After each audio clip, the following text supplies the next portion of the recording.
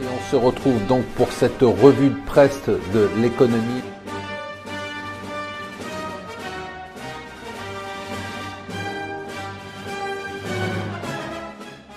Bonjour et bienvenue sur Mon Financier pour le Morning Zapping. Nous sommes le lundi 26 février. Alors la nouvelle du jour de loin, la plus importante pour moi, c'est le début du calendrier des réformes de la SNCF.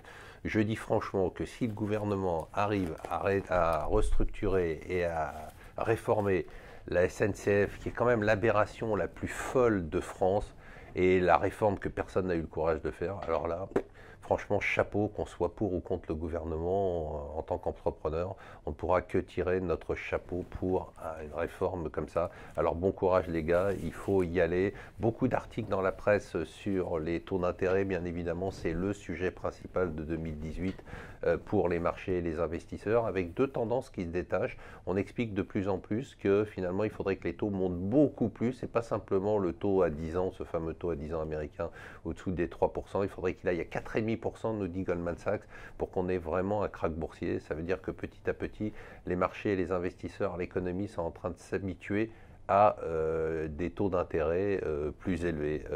Premier actionnaire de Daimler, encore un chinois, c'est Geely, le détenteur de Volvo, qui prendrait 10% du capital. C'est pas sans poser des problèmes. Visiblement, le gouvernement allemand n'y trouve rien à redire, puisqu'il dit que c'est un investissement minoritaire. Minoritaire certes, mais ça sera quand même le premier actionnaire de Daimler. Alors, c'est la mode. Maintenant, vous vous faites élire plus ou moins démocratiquement.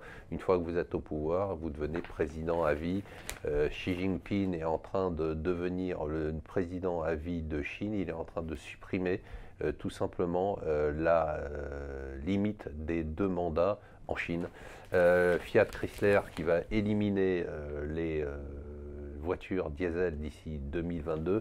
Et enfin, on n'a pas à être très fiers de nous. Les Chinois nous disent qu'on est incapable d'avoir des vélos en libre service tellement nous sommes des vandales, et donc c'est Gobi.bike qui s'en va et tous ces vélos en free floating en libre service qui sont en train de partir du fait de notre vandalisme et de notre manque d'esprit citoyen. Pas de quoi être fier. Voilà, je vous souhaite une excellente journée. N'oubliez pas de regarder en replay l'émission de C'est votre argent de vendredi, elle était vraiment exceptionnelle.